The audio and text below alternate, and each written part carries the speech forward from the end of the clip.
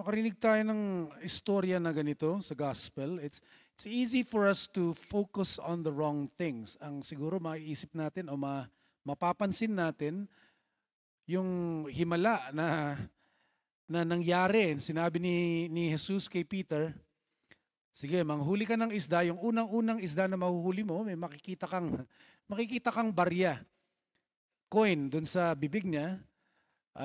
Yun ang ipambayad mo para sa temple tax natin dalawa. But what is really the point here? Nasa Capernaum, where Jesus and His disciples went on a mission. Yun yung naging headquarters nila, di ba?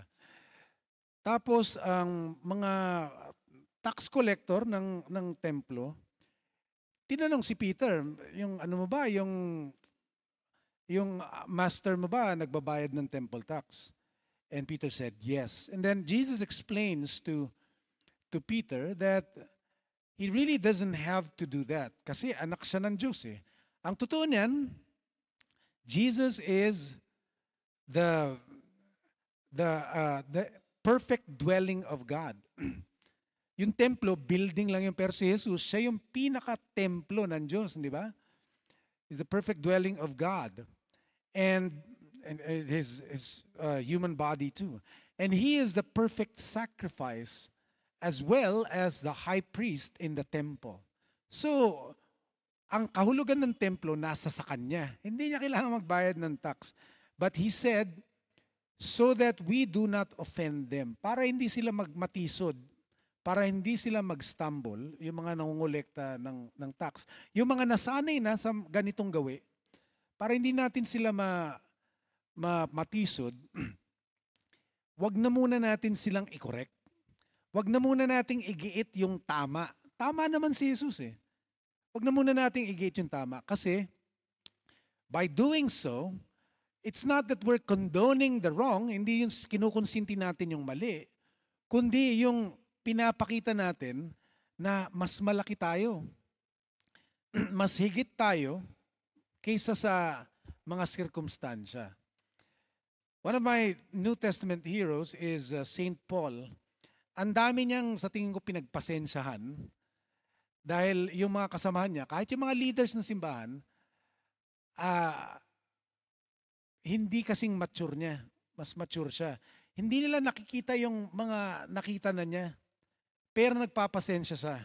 Ang attitude niya, kahit hindi pa nila nakita, sige, pagpasensyahan muna natin, mag-submit muna tayo, pero makikita rin nila yan isang araw. Before his final imprisonment, sinabi sa kanya, kasi nababalitaan si San Pablo daw masyadong liberal sa pagtuturo niya sa mga Gentiles.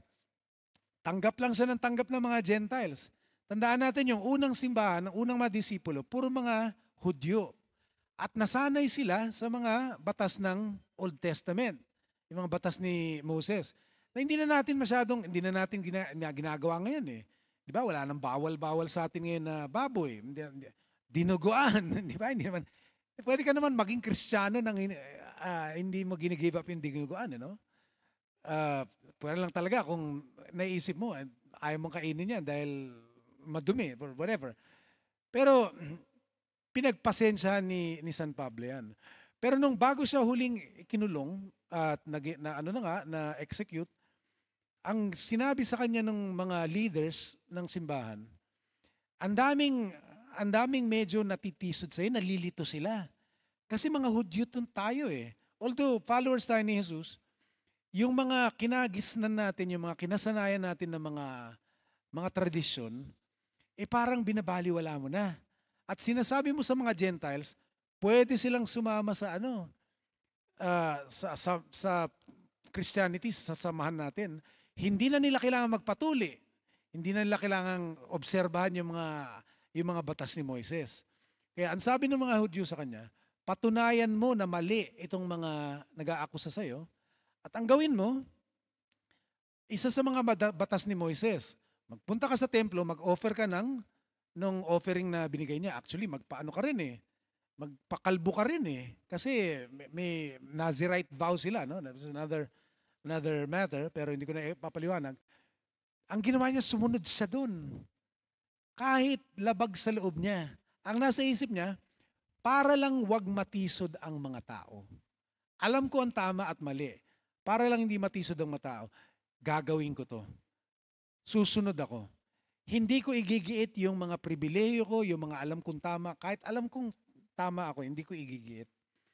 And that's what I see in Paul. But ultimately also in Jesus.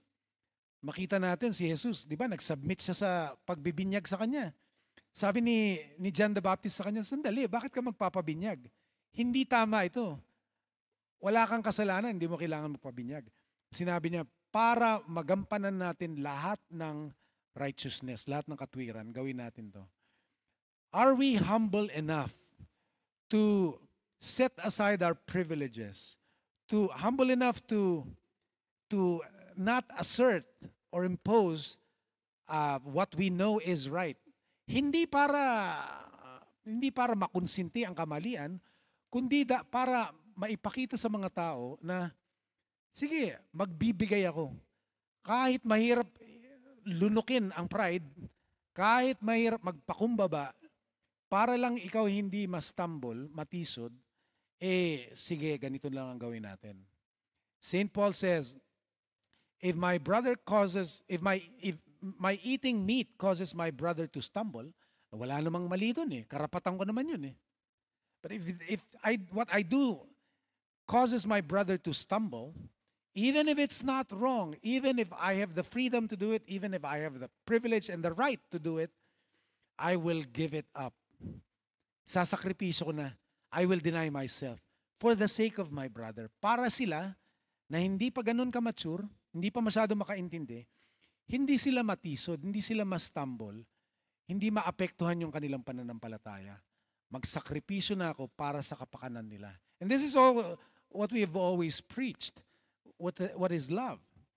Minsan, sakripisyo, hindi minsan, kadalasan, sakripisyo sa parte natin para sa kapakanan ng iba, para sa kabutihan ng iba.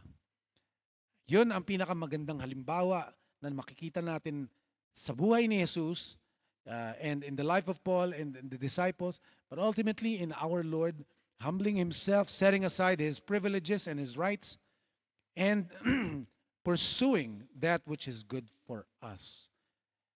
Giving a perfect example of the way it is in the kingdom of our God.